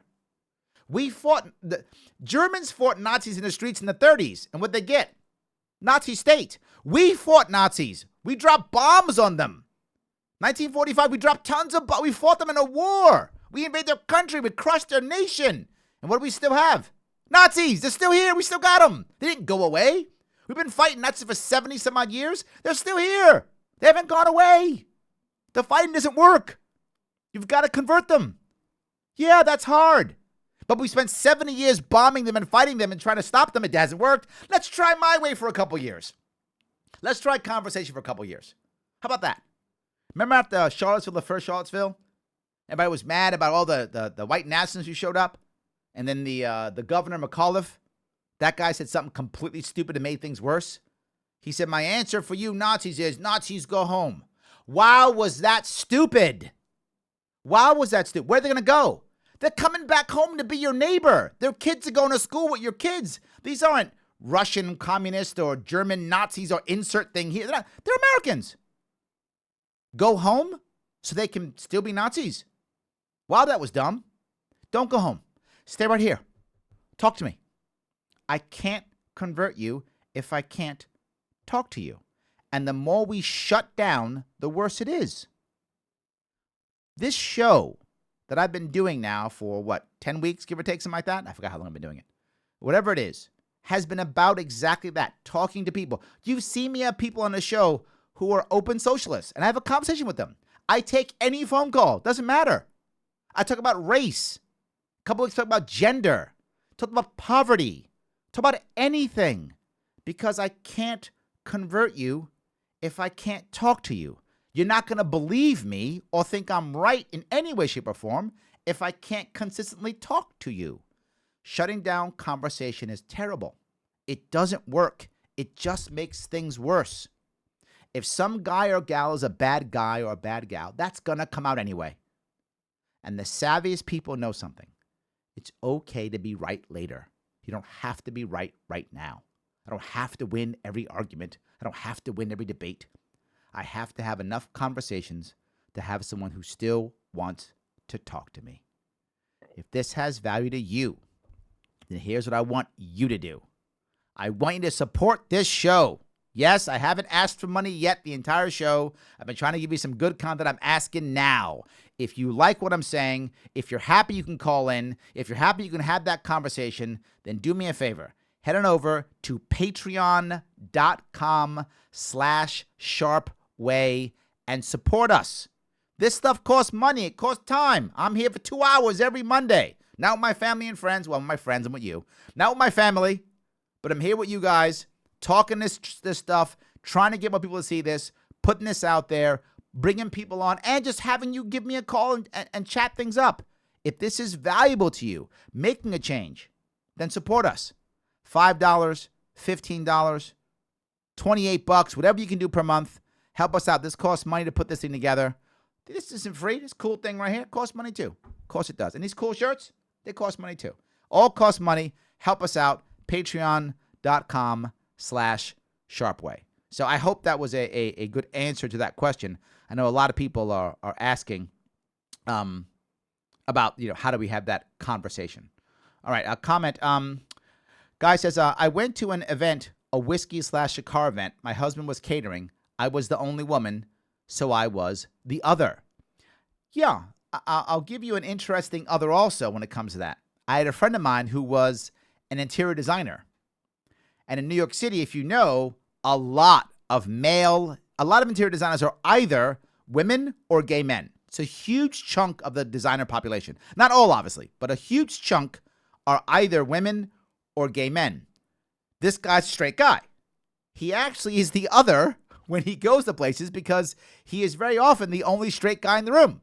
There's either women or gay men. So in that case, the straight white guy is the other. It does happen. The other is a tough place to be. But you can be angry at it and shake your fist at it and talk about how unfair it is. But do you think they're going to invite you back? Do you think you're going to be able to have the connection? Now, I know what people are going to say. Larry, it's not fair. How dare they not accept me as the other? How dare they not do that? Well, they're not gonna. Eventually, if you just are normal, they're going to bring you in. How do I know this? I'll tell you. Segregation. Segregation in the South after the Civil War, there were laws for segregation. Laws. Think about that. Laws. Why? If we would naturally hate each other and naturally segregate, why would you have to have a law? No need, right? Obviously, blacks and whites wouldn't talk to each other. Obviously, would hate each other. No need for a law. Who cares? No, they knew that eventually they would integrate anyway. How do I know that? Look at the South now. Many parts of the South, if you either live there now or you go through and look at it, lots of integration now. Why? The laws are gone. That's what happens naturally. The funny part is, look at New York City. They haven't been segregation laws in forever. One of the most segregated cities in the country. We are segregated. School system, where we live, neighborhoods, we're segregated. No laws. Right? We're breaking up a bit. We're getting better. We work together, which is nice. So we want to make sure that if we just allow people to be that,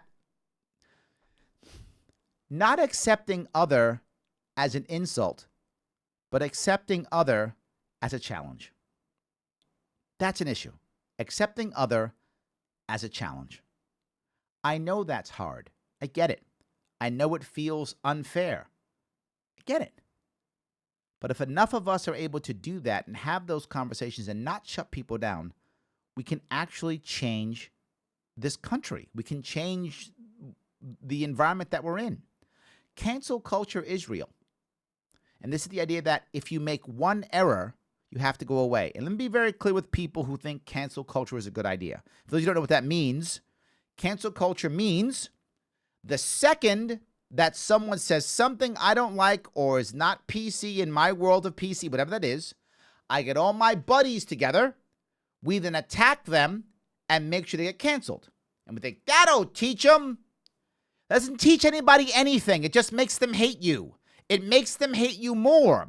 And the backlash is more segregation, and the backlash is more segments, more factions. How do we know that? Look at all of the now media that is somehow behind some type of wall, some type of paywall, some type of subscription wall.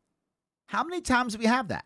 Why? It's the way to be safe. What are we doing? Making sure you can't see it because you're going to be the one who gets upset. But here's the worst part.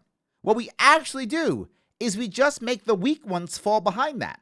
If you happen to watch, there are two recent specials on Netflix, one by Dave Chappelle and one by Bill Burr.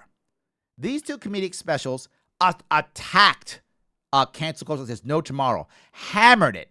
How bad they are, how dumb they are. The SJWs, hammer them all day long. Why? They're already powerful, wealthy, and rich. They don't care. You can't touch them anymore. You're not going to be able to cancel their stuff. The power doesn't work on them. So what you wind up doing with cancel culture is empowering the powerful and crushing the little guy, which is the norm. Because the little guy can't stand up to cancel culture. The little guy's trying to move up the ladder. Cancel culture comes up, cancels their stuff. They're finished. The big guy goes, I don't care, shut up. So the response to cancel culture from the powerful is, shut up, go away, I don't care, goodbye. So the people you're trying to actually change aren't changed. They don't care. And the people who are just coming up, they get crushed. So in your attempt to fix the system, what do? You crush the little guy. What does the little guy do? He falls behind a paywall. He falls behind a subscription wall. He goes behind that so you can't touch him. So what happens for you? All you get stuck with is the big guys yelling at you all day, telling you to go to hell. It's not working, which makes you angrier, which the cycle continues. Cancel culture is real, and it's really stupid. Let me say it again. Cancel culture is real, and it's really stupid. All it does is make things worse. I'm going to tell you something that's crazy. It's insane. If people are saying things you don't like, ignore them. I know, nutty, right? Insane. Just ignore them. There's so much media out there. Are you telling me you can't find anything else to watch except the one guy who makes you angry? Or perhaps you want to be angry. Let me give you something that you may not understand about many people who are upset about big issues. And this is not just the left. People like punching the left on this. This is the right also. The left and the right both do this. In an attempt to ignore their own personal internal problems, people will very often look to something bigger and express their desire. I can't fix my own stuff because these big issues matter. On the right, it's things like, I can't fix my own thing because immigration is destroying the nation, so I care, even though immigration in this specific case doesn't affect me at all. I'm going to act like it does, and I'm going to take on this massive thing, and I'm going to go protest and go crazy over this when I really should just be fixing my own house because I'm a disaster. The left does it too. Racism or immigration is a big issue, or whatever, this is a horrible issue. And they go crazy, and they protest, do all these things, when they probably should be fixing their own house. When they probably should be looking internally and fixing their own self first. For those of you who saw when I ran for governor, when there were people who left my campaign for better jobs, for better opportunities, I always said, go and become better, stronger, faster on your own.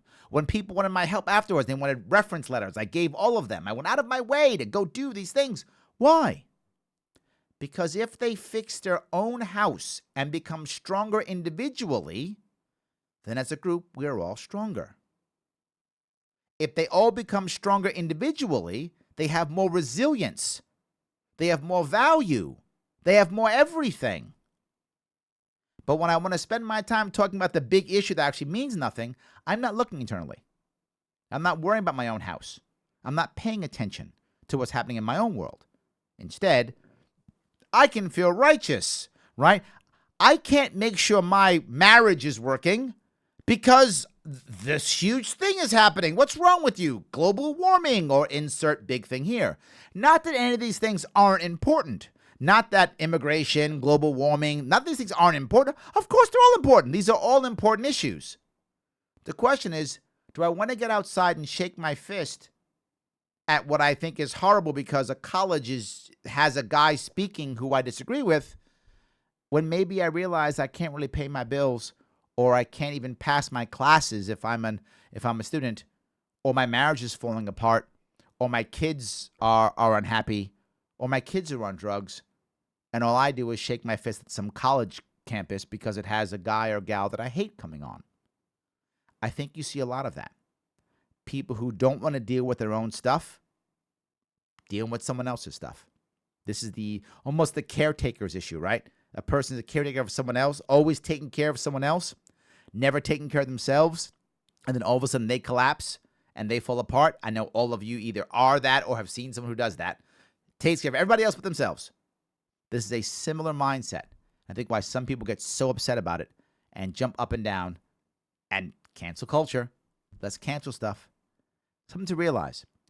It is a whole lot easier to attack somebody and feel righteous than to talk to somebody and actually think. Change is hard. Yelling is easy. Conversation's hard. Yelling is easy. What do people do? Let's yell at them. I feel good. I feel like I've done something. And here's the best part of it all. We've been yelling and screaming, passing laws, making these changes, and it's not better. Think about that. We're still unhappy. How many laws we have to pass, how many protests we have to have, that should change anything. The rich are still richer, the poor are still poorer. We still have problems with families. We still have problems with all kinds of things. We still have all kinds of problems and issues and concerns. Well, let's go out and protest again. Did it work last time? Has it worked in the past 40 years? Protest, yell, scream, get mad, watch TV, yell at the TV. I have an idea. Why don't us individually do our best to go out and fix things? I'm serious. Why don't we go out and try to fix things?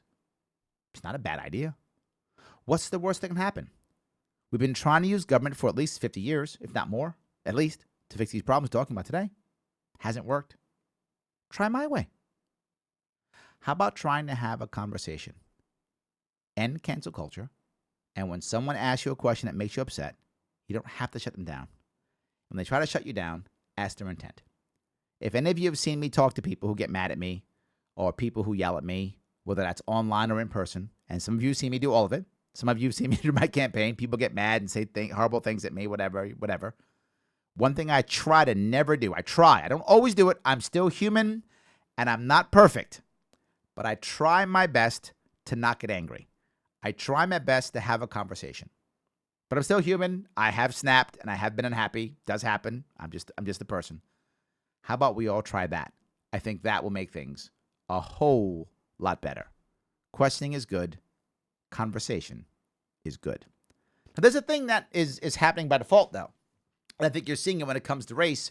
You're seeing it in TV. You're seeing it in movies. You're seeing it in commercials, advertisement.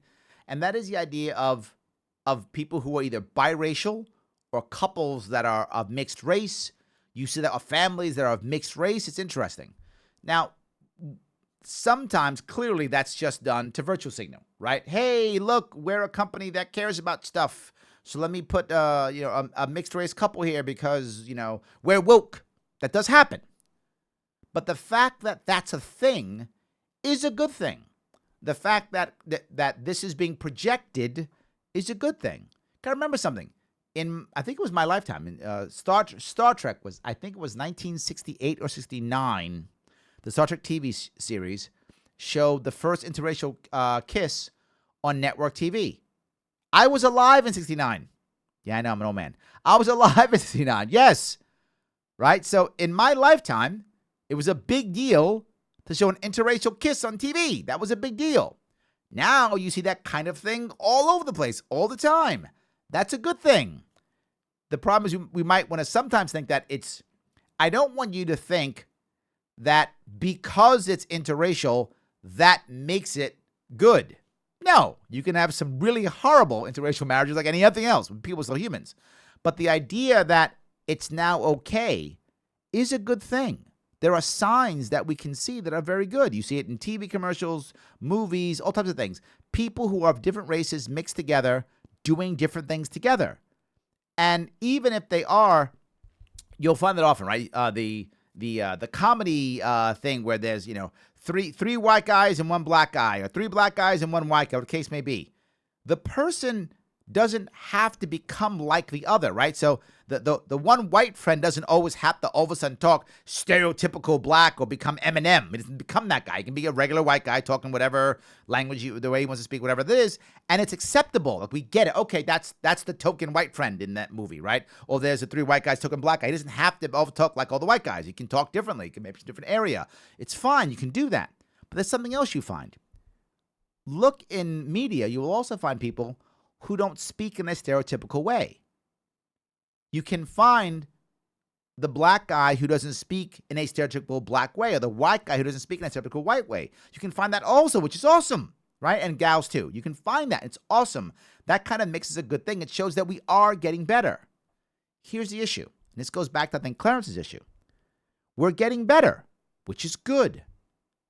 So let's not be jerks about it.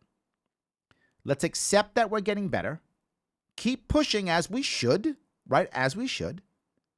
But don't be so damn angry because it isn't perfect yet. First off, it'll never be perfect. Number one, it's never going to be perfect no matter what we do. That's number one. But we don't have to move it tomorrow to whatever level of perfect there is. And I get the idea. It's not fair. It should be perfect. I know. Culture doesn't move that fast. It just doesn't. So we're going to have to accept that we're moving faster, which is great, and getting better, which is awesome. But you're still going to find problems. You're still going to find issues when it comes to race. Number one is having conversation. I'll bring up another way, if sure I could. I brought up a lot of black and white. Let me bring up Asian. Let me bring up Hispanic. Let me bring up Middle Eastern, Muslim, Jewish. Bring up all those. They're all people who at one point can be looked upon as the other. And the other is very easy to be demonized. Very easy. If you're Hispanic or Latino, Latina, I'm not sure what a better phrase is. If you're Latino, Latina, or is it Latinx? Is that how it works? I don't know what it is right now. Whatever the appropriate phrase is. I don't mean to be flippant. I just don't know the phrase. I'll say Latino because it's just. I'll say Hispanic. How about that? If you're Hispanic, there's an assumption that you are pro-immigration, that you are open borders, and that's who you are, and that's how you should be because your people are the ones who came over the border and all those types of things. It's not always true. We shouldn't think that everyone who's Hispanic is monolithic either. I'm sure there are many Hispanics who are all about massive immigration and many who don't want it at all in every combination, every mix. We also shouldn't assume that everyone who's Hispanic is the same. Right? Even here in New York, there's a difference between Puerto Ricans and Dominicans. Right? They're different. Right? They both speak Spanish. And many of them live in the Bronx. I'm joking, right? But yes, many do. But still, there's a difference, right? If you're in Florida, they think you're Cuban. Well, notice Mexicans in Florida too, right? It's all mixed. Puerto Ricans in Florida, they're all different. So this is something else we have to be concerned about. We don't want to make anybody monolithic. I remember, some of you may remember this, going back to the 80s and 90s, particularly the 90s, they were really bad. They were trying to create what they called, if I remember what they called, diversity training. Diversity training, for those of you who were around, old like me, who were around in the 80s and 90s when they were doing that kind of training, it was horrible. It was a training that basically reinforced stereotypes. The goal was you were supposed to know what everyone's culture was by putting them in cultural boxes and then acting accordingly. So literally, this is part of the training. Well, if they're Asian, they're probably going to like tea. I know you're cringing when I say that. I'm just telling you what it was. That was the way it was. What I'm asking us to realize is we don't have to know everybody's culture. And I'm saying the opposite. I don't want to make it monolithic. I don't want you to think, well, he's black, so he thinks this, or she's Hispanic, so she thinks that. I want you to instead to be exactly the opposite. I want you just to ask and treat them as you would treat anybody else. And if you treat them incorrectly, and there's something they don't like, let them tell you they don't like it, and don't be angry. So if it is true in this specific case that this guy who happens to be Asian happens to like tea, and you offer him coffee, and he goes, I don't like coffee, I like tea, go, great, let me get you some tea. Don't go, whoa, that guy likes tea because he's Asian. No, lots of people like tea. You don't have to be Asian to like tea. It's irrelevant, right? So don't think that way. Just talk. I know it sounds silly. I get it. But we do it all the time. We make assumptions. Have because of marketing. Have you ever watched McDonald's commercials, particularly about 10, 15 years ago, on a show where the audience is primarily black? I mean, it was embarrassing. It was embarrassing. It isn't bad now. It isn't anywhere near as bad now. But it was like, the assumption was everyone who's black goes to McDonald's is rapping and singing soul songs on their way to get a burger. How insulting is that? But that was the norm. People expected it. It's how it was. Now, when they had the commercials in Spanish, they weren't wearing sombreros or dancing. They just were speaking Spanish. That was it. It was speaking Spanish, which is fine. If you want to have a Spanish-speaking commercial, it's fine. Right? Have whatever language you want to have in your commercial. But they weren't doing that. It was different. It was a whole different issue. I don't want us to be that. We've moved away from that. And that's what I'm happy about. I guess I want to go to the next step, which is the idea I touched on, which is the mixing issue, right? It's also biracial. I'm biracial, which was a big deal in the 60s. Some of you may not know my background, but I was given up for adoption in the 60s because my mother, who my birth mother was white. And actually, it's going to sound odd. My birth mother was white, and I didn't know her ethnic background. I had no idea what her ethnic background was because back then they still seal the records. They seal the records, and you can't see who it is, and that's how it works. And my father was black and was in the Navy. That's all I know about that. He was in the Navy. And she was upset. She thought her family wouldn't accept me being biracial, so she got pregnant. She gave me up for adoption. She didn't believe in abortion, so she gave me up for adoption. Back in those days, and this is New York State, by the way. I was born in Manhattan, New York State, just the 60s, my lifetime. They could not give me up for adoption. They wouldn't unless the couple was also biracial or black. That's how it was. I know, New York, this isn't like the deep South or something that you assume, oh, these people from the South are so racist or whatever you would think. This was New York. That's how that worked. Luckily, I happened to get adopted by a family who was a guy who was black and my adopted mother who was German. He was in the Army, met her in Germany when he was stationed in the Army and came over here. Later on, I did it's crazy. I didn't know, it's a little bit off topic, but I think you'll find it interesting. I didn't know I was adopted. My parents lied to me for 30 years. I thought my adopted parents were my birth parents for 30 years. So forever, I thought this is what it was. It's my parents. All of a sudden, I found out this wasn't. So I thought, oh my God, am I actually half German or not? So I actually did a couple of DNA tests. I don't trust one. I did several DNA tests, and it came back, I happen to actually be German, so it's kind of odd. So my birth mother was actually German, and my adopted mother was also German. Kind of odd. Anyway, that was a big deal back then. Now, not so much. You find a lot of people who are of mixed race, a lot of people who are biracial or even multiracial, not even biracial, multiracial, all over the place. And that kind of cultural mix or acceptance is very valuable for us. It helps to break stereotypes. It helps to break barriers. And the people who are biracial are often able to, in many ways, cross over both. They're able to kind of cross both and to understand a little bit of both sides of the equation and to sometimes bridge the gap. And I think we're finding more and more of that, which is great. Doesn't mean that people shouldn't stay within their own race. Please fall in love with whomever you fall in love with, obviously. But there's an advantage that once you open it up, and culturally, we didn't really do that. Now we do. I mean, think about was it Spike Lee movie, Jungle Fever, 80s, if I'm not mistaken. Might have been early 90s, but I think it was 80s. I mean, this was about a black and white relationship in New York City, and it was, horrible, tough, difficult. And I think that was a problem in the 80s still even. And again, in New York, I'm not saying where we think it's New York is most progressive that you talk about. No, we have our racial issues here too.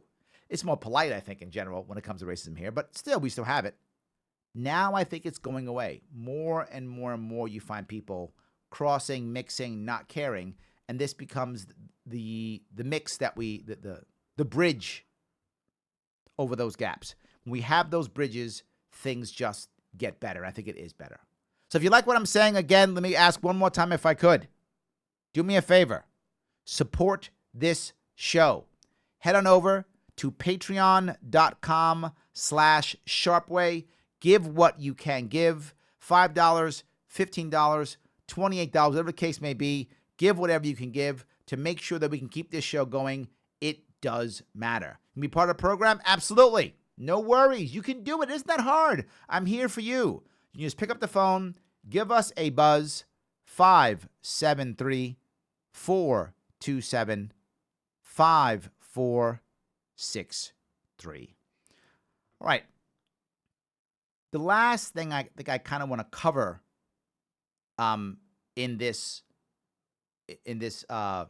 show is the idea of what it means, or what we decide it means, to be black or to be white. Now, I know I did not spend much time on Hispanic or Asian or Muslim. I know I didn't. People didn't call in caring about it. I apologize if that makes some of you upset. But what I know best when it comes to race is those two. So that's why I speak mostly about that. I did warn you up front. That is the most common thing that I deal with in that case. Let me talk about what black and talk about white, both. In the case of being black, as I mentioned earlier, the black slavery in America was special in that it got rid of the African culture. So now when blacks are free, where is their culture? It's been stripped. So what did the culture become? For many black Americans, not all obviously, but many black Americans, specifically those who are descendants of slaves, black culture became poor Southern culture. Because that's what so many blacks were after the Civil War, right? Many blacks in the country were poor Southern blacks. So that became a major part of who we are as a culture. I used to deal with it now. We all do. If you're black, you deal with it now. There is part of your culture. It's part of who you are. So what became black culture was a poor culture when it comes to America. It became part of that. And many people who are black had to kind of walk out of that. And as we walk out of that, what do we get?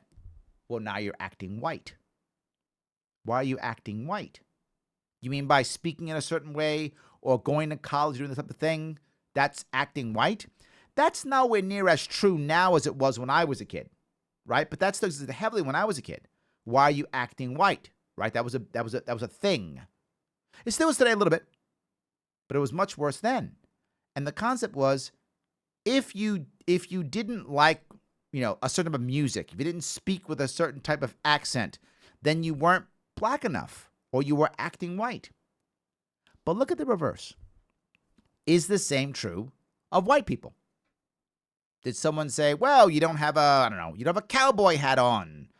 Why aren't you acting white? You should have a cowboy hat on. Of course not. It's not how that works. It's a different environment, different world. Totally different world. But now we go to the next level. You have black people now talking about white, and now white people too. Talking about things like white privilege, what it is to be white. If you're a relatively wealthy white person, then you'd be like, yes, that's white culture. But what about when you're not? What about when you're the regular everyday white guy who is busting their rump to get the job done, do whatever they're trying to do? You're a guy or a gal whose family's been torn apart by family court because you're divorced. You've lost your job because of what's happened in the economy, or someone in your family is part of the opioid crisis, which many of us have. You don't feel like that's a privilege at all. You don't feel like that's white culture as being rich and using your credit card to buy big things. You don't think that. You think, man, I'm struggling like everybody else. There's a double standard here on both sides that is slowly going away, which is good. But I want you, when you're thinking about what it is to be white, when you're thinking about what it is to be black, whether you're black or white or anything else, whatever you might be, think about how you're stereotyping people. Should every person who's black be a hip-hop artist? Is that what you think? Should every person who's white be trying to become a banker? Is that what you're thinking? There's plenty of black bankers, and there's plenty of white people who like hip hop. So those two things aren't true. But think about how you're thinking. Are you stereotyping that? Are you looking at when you look at yourself, are you making that happen? And if you are, not the end of the world. You aren't evil or mean or nasty, and nor is anyone else who might think that. It just might be what you think or how you act because of your own experience or their own experience. Any of those things might be true. I'm asking us to not worry about stereotyping, but instead to worry about having enough emotional intelligence to just treat people like people, to have those conversations, to not fight so much. History has given us lots of baggage that we have to deal with, particularly in America. The oldest sin, slavery, but also immigration, how we crushed the Native Americans, how we attacked the Irish when they came, how we attacked the Italians when they came, putting them into the war on drugs back then, which was the war on alcohol, right? Helping to create the mafia and the mob and all those things back in the 20s and 30s. How we dealt with blacks, Puerto Ricans, Hispanics here now with the war on drugs, and then immigration and immigration reform, all those things. We have a lot. But we're also the most diverse country in the world. Which means we have the most potential in the world. We shouldn't look. I brought this up a while ago and I'll bring it up again. When I was in Japan, I lived in Japan for many years. And when I was in Japan, I learned a lot about what it is to be American by being in a foreign country. And if any of you have traveled, you know you do learn a lot about who you are by being in another environment. And when I was in Japan, people would tease me and say, hey, why do you Americans get so mad, when people burn your flag? No one burns our flag because we don't care. Wouldn't make the news if you burned our flag. We would just go back to business. Wouldn't matter at all. And I said, one of the reasons why we get so angry is because we care about symbols. We're not united by so many other things. If you're Japanese, it's a very homogenous society relative to America. Most people in Japan speak the same language, read the same books, go to the same schools, watch the same movies. Most of them have the same religion. So that they're tied by many different things, culturally and things they do. They're tied together, right? To be Japanese isn't necessarily just a nationality. It is, but there are many other things that tie them together to being Japanese. Americans don't have that. Different schools, different religions, different books, different languages, different backgrounds, different everything, different families, different foods, different everything, different movies, media, all different. We are bound by our ideas. We are bound by our symbols. And it matters to us. It's hard to be in a society as diverse as ours. There are going to be racial pressures. But the more we dig in, the more we accept cancel culture, the more we accept the other is bad, the more we become angry because we're the other, the more we don't accept the burden of being the other, the more we don't do that, the harder it is for all of us. Think about it. When someone comes to America as an immigrant, they are by default the other. How it works. My wife's an immigrant. My mother's an immigrant, or was an immigrant. She passed away. She was an immigrant. And neither of them said, that's it. I'm not changing. Now, to be fair, my mother never became an American citizen. She was very proud of being German, and she stayed German until she died. She died still a German citizen. But she spoke English. She learned how America worked, and she functioned well in her adopted, place to live. She decided to live here, and she died here. And she accepted the American way of life. She still was proud of her German citizenship and her ancestry, and she stayed a German citizen her entire life. In fact, she actually was born a West German citizen. So she would stay German her entire life. However, she accepted that she was in America. She was the other, and she took on that burden and tried to become better and meld in to our melting pot, which that goes for everybody and every pot in every area. Sometimes you're the other. Does that mean I have to surrender who I am? Of course not. Does that mean that I have to, give up aspects of who I am?